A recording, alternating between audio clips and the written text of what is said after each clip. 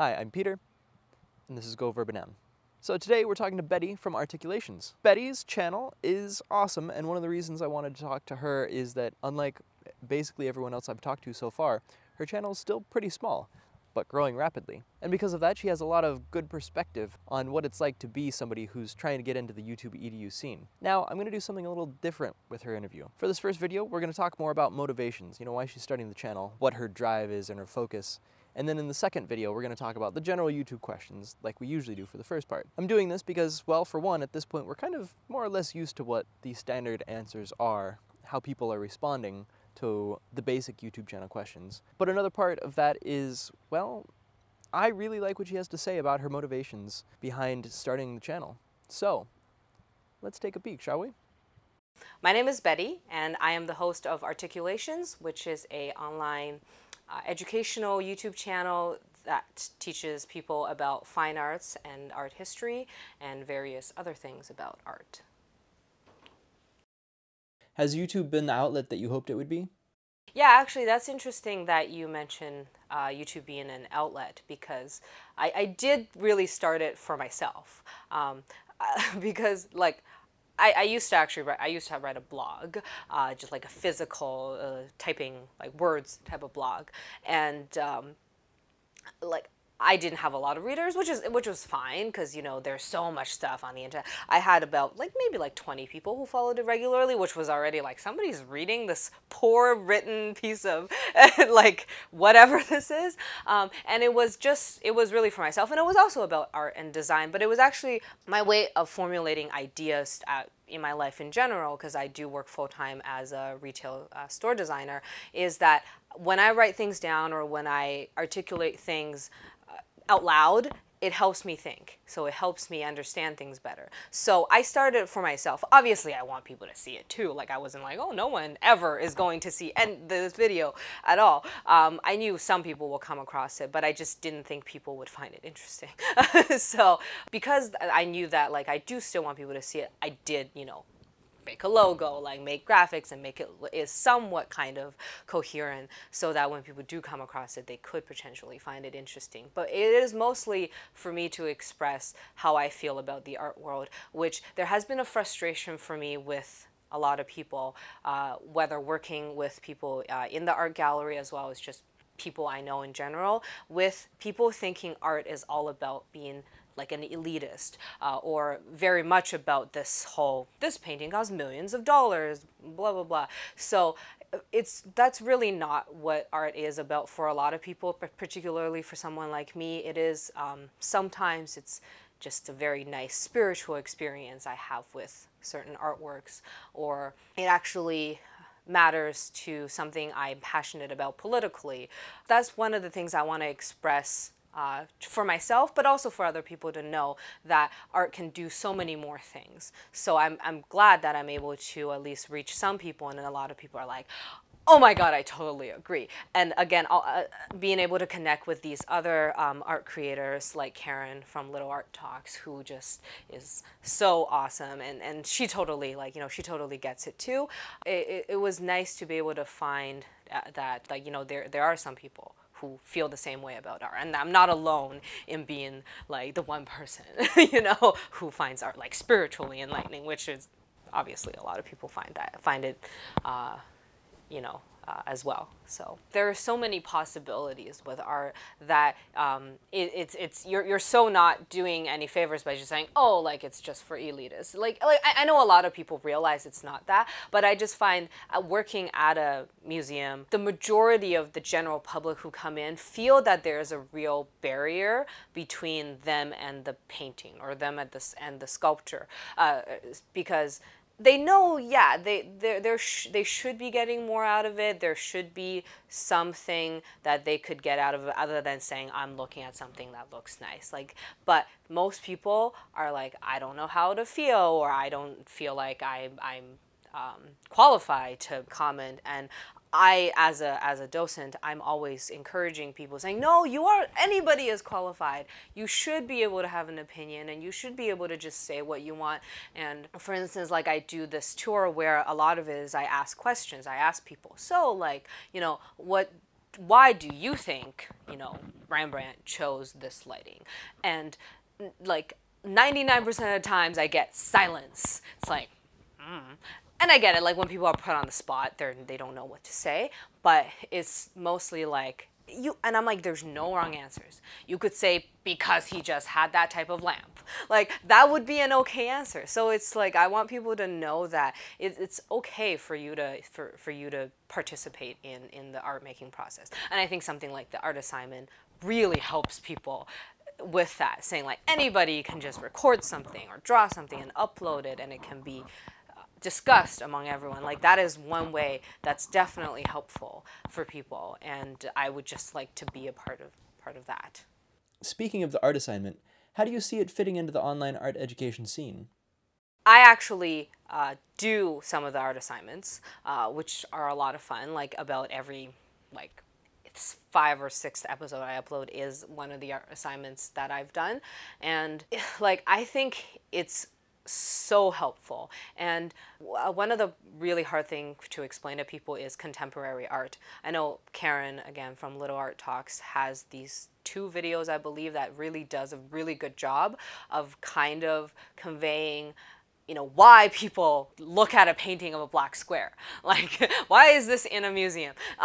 And there are many different ways to explain that, but I think no matter what, it comes down to you're saying things like, it's up for interpretation, it's what you want it to be, it references historical context, and those things are helpful, but but they're still vague. People are still like, okay, but how does this affect my life? You know, okay, yeah, I get it. It's, you know, it is more abstract and it could relate to something, but I still don't understand what this relates to. So when you're just explaining what art does, it's hard to put it in a, it's hard to have like a real life example. And the art assignment is a real life example that you get to participate on, that you get to do the art, or you have the option to, and then see what other people do, and sort of, it gives you permission, like, to comment on it. Like, again, I was saying, a lot of people feel like they can't comment on a Rembrandt because they're not Rembrandt and they don't know much about Baroque art. But if you yourself painted a board, you know, or whatever in a bright color, then you can make comments, like you can answer questions like, why did you choose that color? Why did you choose this board to paint? Why did you paint it in this way? And then you can talk about that. And then you can see what other people have done and how they differ from you. So then it becomes, you're still doing something quite abstract. You're still like, you know, painting a board yellow, like what I did. If I'm explaining to someone, again, it's like, why did you do that? This is so stupid. This doesn't, you're just painting a board yellow. It could still be confusing, but it's just so much easier when, you know, everybody else is also doing it, and you could discuss the differences and the reasoning behind so many things. This is a tangent. So I actually got into an argument with like me and another person who follows my Tumblr. Got into an argument with a person because for my walk on it, I waited for the paint to dry before I walked on. A lot of people like stepped on it and splashed the paint, which is so much fun, I could tell. But I didn't want to do that because this assignment said put on your most fabulous pair of shoes, which I did. I put on my awesome heels, and I'm like, I am not ruining this with paint. So I waited for the paint to dry and I walked on it, and it still was kind of fun because in the video I'm trying to stay balanced because I painted an elongated board and I'm trying to stay balanced. I'm like, oh my God, I'm gonna fall over. So then somebody was just like, well, you didn't do this properly. It dried, your paint dried. And then I was just like, well, it doesn't say that you can't, like, you know, have your paint dry. And then somebody else actually like commented, yeah, like she did this correctly. And it was like, it wasn't like an argument, like, you know, trolling YouTube argument. Like, it was still very civil, and I don't even remember who it was, and I hope you're not angry. But it was kind of fun. It's like, you know, that we were able to go back and forth just on this stupid little detail, like, should you be waiting for paint to dry? why should this matter? But it kind of does matter because you do want to have a reason for doing this. So anyway, it's something that's so insignificant that became very significant. So so yeah, I do think that, you know, the art assignment definitely gives everyone, like including creators, but people who are not traditionally creators of art, to be able to participate, which really helps with like the definition of what is an artist because it, like, you're an artist, you know, like I technically am an artist, like, you know, because I kind of am a designer and I create YouTube videos, or yeah, and you know, you do the same, and you know, writing is a form of art, and it's just like so many different there are so many possibilities. So it's to this is a good way to explain to people that art really could be about anything, because as long as it's meaningful and generating discussion, it should exist. So I know that was a really long, like convoluted, like explanation. So I think that's great. Okay, good. What's your most favorite thing about doing what you do with Articulations? It's you, Peter. Well, yes. Well, no, there's actually that's actually true. Like was the ability to connect with other YouTube viewers and creators. I never thought this would be so much fun, is like commenting on each other's videos, like other people's videos, other people's comments and blog posts and whatever.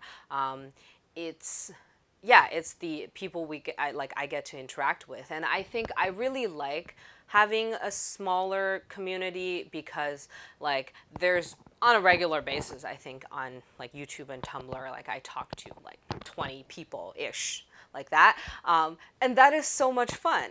Like, you know, we're and you know, connecting with other creators who have like, you know, the similar types of audience base as I do, like it's just really awesome. It's not, and I'm sure most creators feel the same way. It's like YouTube can make it seem like it's all about view counts and clicks, but it really, like the fun of it really isn't that. It's the ability to communicate with other people and to have such engaging and fun conversations. And obviously clicks and view counts help with that, because it helps you discover more people. Like it's not to say it's not important at all, because it is. But yes, I think I just, like, I never want that aspect to stop. I want to be able to connect and continue to speak to fantastic people like Peter. Yes. So, yeah, no, it's really great. It's sort of like, I'm sure like other creators have thought the same way. When you first start up, you're just like, are people really watching this? And then like you sort of start with looking at view counts and using that as a way to measure it. And then obviously when it's really low, you're just like, oh my God, what? But it's funny because like I just was looking today, like one of my videos, I think, like there's one video that has like almost 1,000 views now. But that was because that was the one I did on travel, and a lot of people just happened to search travel. But I do have quite a few comments, but like, you know, not any more than my other ones. Then one of my videos have like 30 views, and I have like 30 comments, and it's just, I mean, some of it's me replying, but it's like, I like that so much better, because like it shows to me like the majority of people who are watching found it interesting enough that they commented, whereas the other one, yeah, they watched it, but they may have been like, okay, this is cool, I'm gonna move on, which is fine. It's just, you know, you would hope to have like a better ratio, like view to comment or view to like ratio than like absolute view count. So, yeah. Do you have any advice for others who might be thinking of starting up a YouTube channel? If you're thinking of starting an art YouTube channel, do it, because we need more. Yeah, I guess just like realize that you should do it for yourself rather than like doing it for other people, because like there is a very big chance that it won't be seen, or it won't be seen by too many people. And I honestly don't think that should matter, because or it shouldn't matter, like it shouldn't matter as much, because as you said, there's just so many reasons, like, you know, why people are discovering and not discovering, that doesn't have to do with exactly what the content is. So So yeah, I think again, so because it should be something for you, it obviously should be something that you enjoy. It shouldn't just be like any random thing that you're hoping someone would watch. It should be anything that you really, really find interesting yourself. And then hopefully there's somewhere out there with people who are just as weird as you, and there always is, who think something particular is interesting, and for those people who are not interested, then that's fine. Like it's better that they don't watch it, because it's better that they don't make stupid comments. So yeah, I think I do much prefer to have people who watch things that like actually are interested than just anybody. so so yeah, I guess I would say just like kind of cliche, but like it should be something that you just find awesome. So. And we're back. Now, I wanted to do this first because I think it's important to see why people start their YouTube channels. And I think it's great that Betty decided to start her channel because she wanted to see the content that wasn't already available. And I think it's very important and very valuable, because when you are making content that you want to see yourself, you know what kind of degree of quality you want, and you can work towards that. And I think that makes it a lot easier to make higher quality content than if you're just trying to make content for some unknown audience that, otherwise you aren't invested in. So now, let's go to part 2. All right, ready? Go ahead, click right here, or down below, wherever the link ends up.